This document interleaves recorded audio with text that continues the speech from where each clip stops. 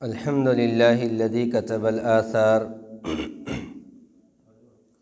الحمد لله الذي لم يتخذ صاحبة ولا ولدا ولم يكن له شريك في الملك ولم يكن له ولي من الذل وكبره تكبيرا.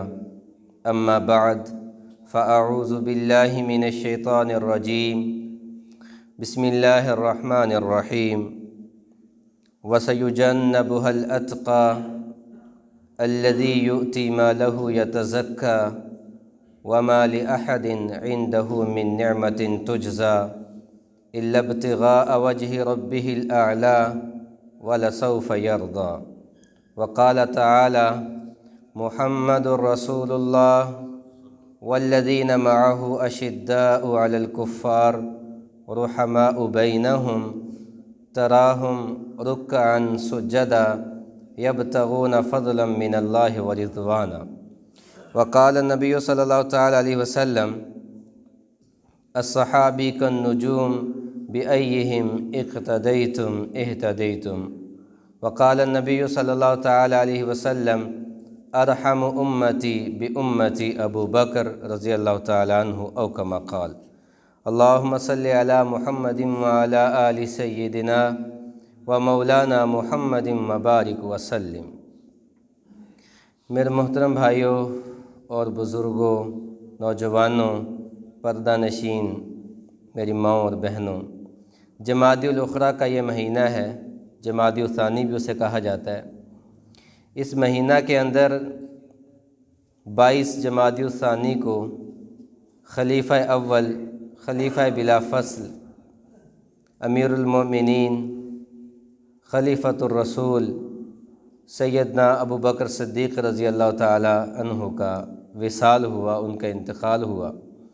ان کی شخصیت و کردار کے حوالے سے چند باتیں جو ہمارے لیے بھی مشعل راہ ثابت ہوں گی انشاءاللہ، اور ان کی شخصیت کے آئینے میں ہم نے اپنے آپ کو دیکھنا ہے کہ ہم کہاں پہ کھڑے ہیں. سیدنا ابو بکر صدیق رضی اللہ تعالیٰ عنہ مردوں میں وہ پہلے نمبر پہ ہیں جنہوں نے اسلام قبول کیا، بالغ اور آزاد مردوں میں. بچوں میں سیدنا علی رضی اللہ تعالیٰ عنہ، اور اس طرح خواتین میں حضرت خدیجہ رضی اللہ تعالیٰ عنہ. سیدنا ابو بکر صدیق رضی اللہ تعالیٰ عنہ وہ واحد ہستی ہیں جنہوں نے اپنی مرضی سے مردوں میں سب سے پہلے آپ صلی اللہ علیہ وسلم پر ایمان لے کر آئے.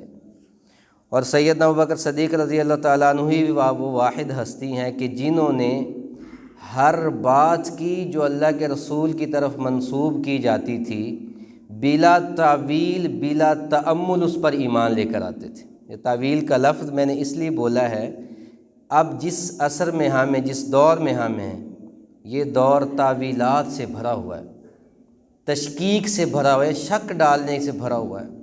آپ کسی مذہبی اسکالر کو سن لیں، وہ نئے شک کی بانگ ڈور ڈالتا ہے. کسی خطیب کو سن لیں، وہ اور شک ڈالتا ہے. تو دین میں جس دور میں ہم ہیں، عمل کے اعتبار سے انتہائی نازک ترین یہ دور ہے. اس دور میں ایمان کی حفاظت یہ بہت ضروری ہے. اپنے ایمان کو بچانا گویا ایسے ہے. اب مجھے وہ بات یاد آتی کہ سیدنا ابی بن کعب رضی اللہ تعالیٰ عنہ سے حضرت عمر پوچھ رہے ہیں کہ تقویٰ کیا ہے، اور وہ مثال دے رہے ہیں کہ ایک جھاڑی دار رستے سے اگر آپ کا گزر اور آپ نے ریشم پہنا ہوا، ہم نے تو اصل ریشم دیکھا ہی نہیں، وہ جو اصل ریشم تھا وہ پتہ نہیں کتنا نازک ہوگا جس کی مثال دینے کے لیے سمجھایا جا رہا تھا. اور وہ عرب کے یا اس دور کے جو کانٹے تھے وہ بھی ہمارے کانٹوں کے جیسے نہیں ہوں گے، وہ کانٹے بھی سخت. کہ اب آپ وہاں سے گزریں امیر المومنین تو کیسے جائیں گے؟ انہوں نے کہا دامن کو لپیٹوں گا تو اپنے آپ کو بچا کے گزروں گا. فرمایا یہی تقویٰ ہے. ہمارا یہ جو دور ہے جس میں اب ہم نے آنکھ کھولی ہے، جس میں ہم اپنے شب و روز گزار رہے ہیں، یہ شک و شبہات سے بھرا ہوا ہے. اور معذرت کے ساتھ کہ شک دور کرنے والے کم ہیں، شک ڈالنے والے زیادہ ہیں. اسی کو وسواس الخناس کہا سورۃ الناس میں، کہ لوگوں کی طرف سے جو لوگوں کے دلوں میں وسوسے ڈالے جاتے ہیں. ابھی کچھ دن پہلے کانفرنس تھی، علماء خطبہ کانفرنس، تو اس میں مفتی منیب الرحمن صاحب بھی تشریف لائے ہوئے تھے، مولانا زاہد الراشدی صاحب گجرانوالے والے وہ بھی تشریف لائے تھے. تو حضرت سے مجھے کوئی خصوصی ٹائم ملا بیٹھنے کا، تو زاہد الراشدی صاحب نے یہ فرمایا کہ بیٹا اس وقت اگر آپ بالعموم دیکھیں تو مساجد میں جتنے بھی ذمہ داران ہیں، خطیب ہے یا ائمہ ہے، وہ نوجوان ہیں، اور ان کا اور پبلک کا گیپ بہت زیادہ ہے۔ ان کی بات بھی ٹھیک ہے، تو انہوں نے یہ بات کہی کہ اس وقت شکوک و شبہات بہت زیادہ ہیں، اور لوگ آپ کے سامنے خوف کی وجہ سے اپنے شک کو بیان نہیں کرتے۔ اگر وہ اپنا شک آپ کے سامنے کھول دیں تو آپ نے 2 لمحوں کے بعد ان کے اوپر ایک فتویٰ چسپاں کر دینا ہے جس سے ان کی جان بھی جا سکتی ہے۔ انتہائی اہم بات تھی، میری بڑی دل کو لگی۔ انہوں نے کہا یہ اس لیے فرمایا کہ نوجوان دیکھتے نہیں، فوراً فتویٰ لگا دیا، تو یہ شکوک کا دور ہے انہوں نے فرمایا، اور ساتھ یہ فرمایا کہ پبلک اور جو ممبر و محراب کے درمیان اس گیپ کو ختم کرنے کی کوشش کریں۔ تو یہ شکوک کا دور ہے، ہم نے اپنے آپ کو بچانا ہے۔ تو سیدنا ابوبکر صدیق رضی اللہ تعالیٰ عنہ وہ واحد ہستی ہیں کہ جنہوں نے بلا تأمل کے تصدیق کر دی۔ اب واقعہ معراج جو ہوا ہے، اگر اس کو عقل پہ آپ پرکھیں، جب آپ صلی اللہ علیہ وسلم معراج سے واپس تشریف لاتے ہیں اور مکہ میں تو دھوم مچ گئی، جو انکار کرنے والے تھے انہوں نے انکار کیا، جو سائنسی نقطہ نگاہ سے دیکھتے تھے انہوں نے بھی انکار کیا کہ یہ ہو ہی نہیں سکتا کہ ایک بندہ کیسے جائے اور راتوں رات سیر بھی کرے اور واپس بھی لوٹ آئے۔ حضرت ابوبکر صدیق رضی اللہ تعالیٰ عنہ سے کسی نے پوچھا کہ اگر کوئی صاحب یوں کہے کہ وہ راتوں رات آسمان پہ گیا ہے اور وہاں سے واپس آ گیا تو آپ کیا کہیں گے؟ تو حضرت ابوبکر صدیق رضی اللہ تعالیٰ عنہ بڑا خوبصورت جواب دیا، فرمایا کہ وہ کہنے والا کون ہے؟ انہوں نے شک تو پڑ گیا، کہنے والا کون ہے؟ تو وہ جو پوچھنے والا تھا اس نے کہا وہ تمہارے یار ہی کہتے ہیں۔ تو آپ نے فرمایا اگر وہ کہتے تو پھر سچ ہے، یعنی بالکل یہ نہیں کہا کہ میں اللہ کے رسول سے پوچھوں گا پھر میں تصدیق کروں گا پھر جواب، اس کو کہتے ہیں کامل ایمان، کہ یہ نہیں کہا بقا اللہ کے رسول نے فرمایا تو پھر سچ ہے۔ سیدنا ابوبکر صدیق رضی اللہ تعالیٰ عنہ سب سے پہلے ایمان لانے والوں میں سے تھے، اور آپ صلی اللہ علیہ وسلم نے ان کو عتیق کا لقب عطا کیا۔ نام تو عبداللہ تھا، ابو بکر کنیت تھی، اور عتیق ان کو اللہ کے رسول صلی اللہ علیہ وسلم نے لقب عطا فرمایا تھا، یعنی عتق من النار، کہ ابو بکر وہ ہیں جو آگ سے بری ہیں۔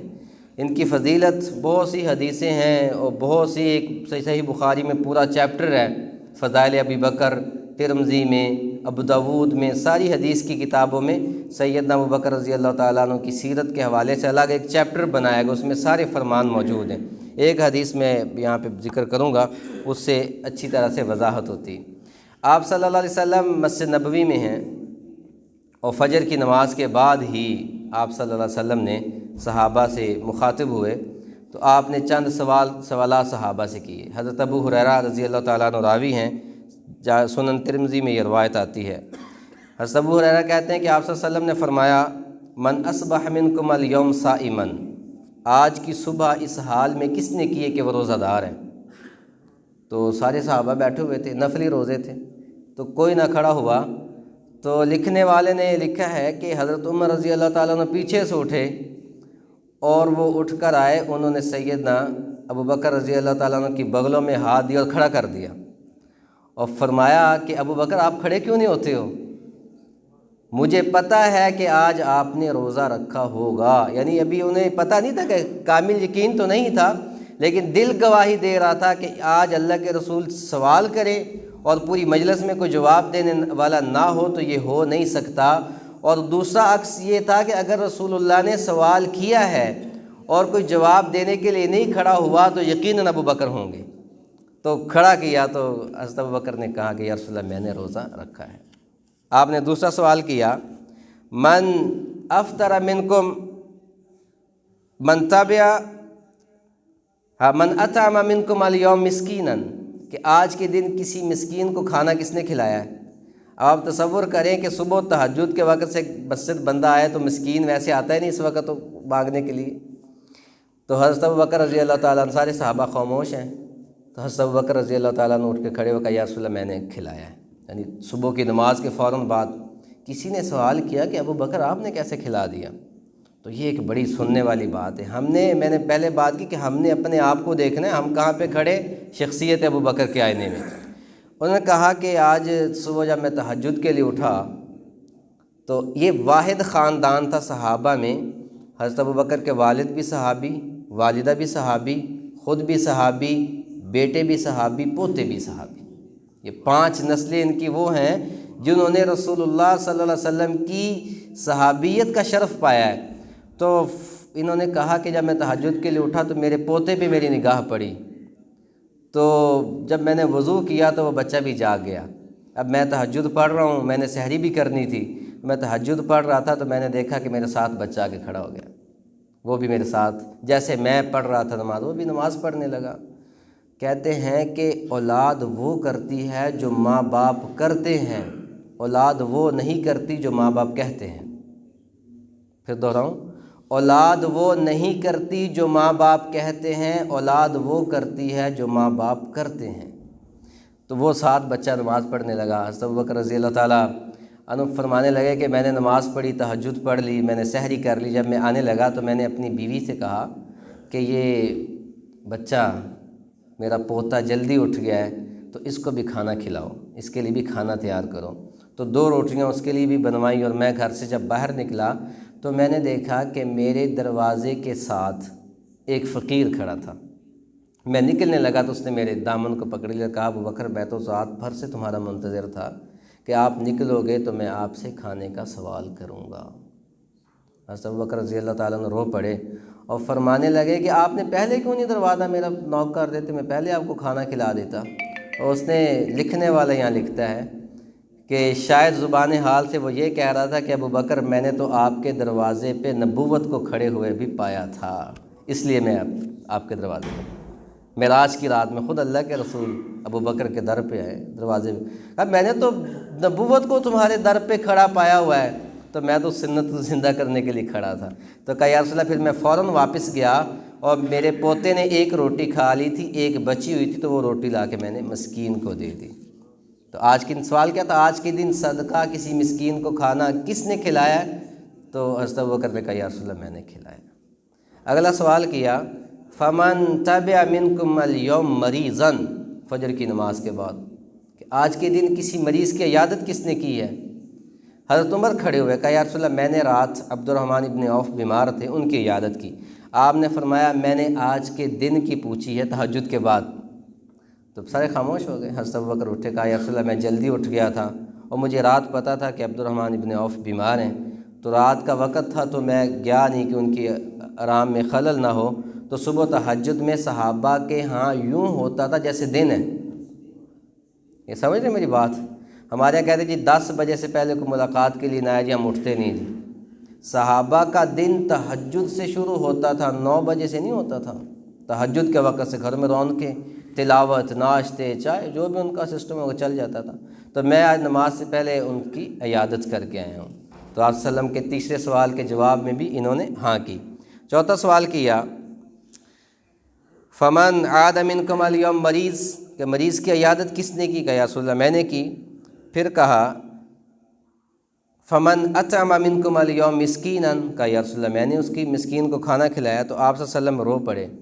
حضرت عمر کہتے ہیں کہ جب یہ سارے سوالوں میں جواب ہاں ہاں ہاں میں آیا تو میں نے دیکھا میں اللہ کے رسول کے سر پہ کھڑا تھا، آپ نے اپنی نگاہیں نیچے جھکائیں اور آپ کی آنکھوں سے آنسو ٹپک رہے تھے، اور آپ نے فرمایا مجتمعنا فی امرئ الا دخل الجنہ، جس شخص کے اندر یہ ساری چیزیں جمع ہو گئیں اس کا مقام جنت ہے۔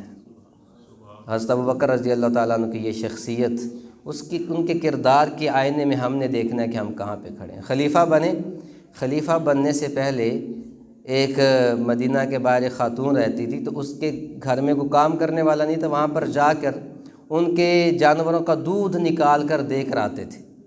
اب جب خلیفہ بن گئے تو عورت نے پیغام بھیجا کہ اب تو ابوبکر خلیفہ بن گئے، مسلمانوں کے حکمران بن گئے، تو اب میرے خیال سے آپ میرا دودھ نہیں نکالیں گے۔ تو حضرت ابوبکر رضی اللہ تعالیٰ عنہ نے پیغام بھیجا کہ اماں کو جا کر پیغام دے دیں کہ ابوبکر تو وہی ہے، یہ ذمہ داری اضافی کندھوں پر ڈالی گئی، ابوبکر آج بھی آ کر آپ کا دودھ نکال کر دے گا۔ اس میں بھی اپنے آپ کو دیکھیں کہ ہمارے پاس تھوڑی سی کوئی عہدہ آ جاتا ہے، کوئی پیسے آ جاتے ہیں، پھر ہم اپنا سٹیٹس بدلنے کی کوشش کرتے ہیں، رشتہ داروں سے دور ہونے کی کوشش کرتے ہیں، اپنے سرکل کو چینج کرنے کی کوشش کرتے ہیں۔ ہم کہتے ہیں جب میں اپنی سوسائٹی چینج کروں، بڑے لوگوں کے ساتھ بیٹھوں۔ عزت غریبوں کے ساتھ۔ اللہ کے رسول نے فرمایا کہ اسلام غریبوں سے پھیلے اور غریبوں کی طرف لوٹے گا، غریبوں نے اس کی مدد کی ہے، طوبی للغرباء، اور خوشخبری بھی غرباء کے لیے ہے۔ اس لیے بڑا ہو کر بڑوں سے تعلق بنانا کوئی کمال کی بات نہیں ہے، اصل کمال یہ ہے کہ آپ بڑے ہوں، آپ کا تعلق چھوٹوں کے ساتھ۔ آپ بہت امیر ہیں، آپ کو اپنے محلے میں بھی پتہ ہونا چاہیے یہاں پہ چھوٹے بھی رہتے ہیں، کوئی غریب بھی رہتے ہیں۔ حضرت ابوبکر رضی اللہ تعالیٰ عنہ کی شخصیت بے پناہ محبت تھی اللہ کے رسول صلی اللہ علیہ وسلم کے ساتھ، بے پناہ محبت تھی۔ اب وقت ہو گیا، آخری بات ختم کرتا ہوں کہ سب کچھ قربان کر دیتے تھے۔ اللہ کی ذات سے اللہ کے رسول صلی اللہ علیہ وسلم کی اتنی محبت تھی کہ صحابہ میں مشہور تھا، بڑے بڑے صحابہ سارے عاشق رسول تھے، لیکن اللہ کے ساتھ اور اللہ کے نبی صلی اللہ علیہ وسلم کے ساتھ جو ابوبکر کی محبت تھی، اس کو وہ ہر صحابی کی زبان پہ تھا۔ ایک دفعہ آپ مدینے میں کسی کام سے جا رہے ہیں تو جاتے جاتے دیکھا کہ یہودیوں کا ایک بڑا عالم آیا تھا، وہاں پہ ان کی مجلس لگی ہوئی تھی۔ وہ عالم جو تھا وہ مسلمانوں سے باغی کر رہا تھا یہودیوں کو کہ جو دیکھیں یہ کہتے ہیں جی ہم اللہ کے ہیں، ہم اللہ کو مانتے ہیں، ہم اللہ پہ اعتقاد رکھتے ہیں، لیکن بات یہ ہے کہ یہ تو پیسے کے لیے تنگ ہیں۔ ان کے نبی مسجد میں بیٹھ کے چندہ مانگتے ہیں۔ چندہ مانگنا مسجد کے لیے یا دین کے کاموں کے لیے رسول اللہ کی سنت ہے، اور چندہ دینا ابوبکر کی سنت ہے۔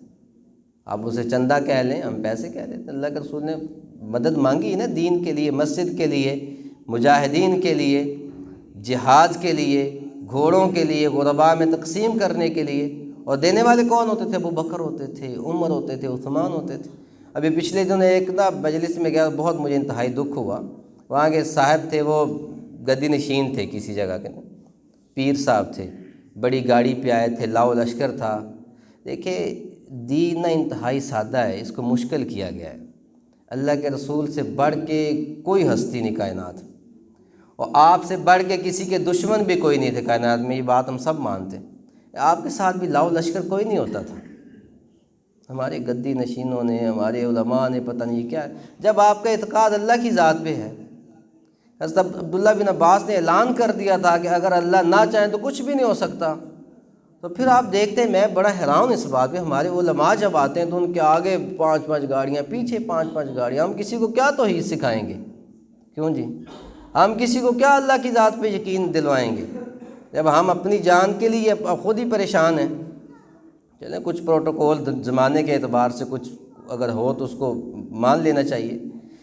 تو وہ صاحب پتہ کیا کہہ رہے؟ تو کہتے جی مولویوں کو پتہ نہیں کیا ہو گئی ہے، جب مدرسے سے نکلتے ہیں تو مانگنے لگ جاتے ہیں۔ حالانکہ وہ خود مدرسے سے پڑھ کے اسے اللہ نے عزت دی تھی دین کی وجہ سے۔ لیکن لوگ اگر کسی سے محبت کرتے ہیں تو شخصیت سے نہیں کرتے۔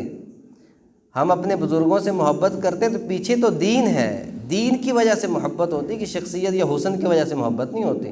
حسین تو پتہ نہیں زمانے میں کتنے ہوں گے، بغیر کلمے والے بھی ہوں گے۔ اگر معیار خوبصورتی ہوتی تو پھر تو بلال سے کوئی بھی محبت نہ کرتا، جیسے کتابوں میں آتا ہے۔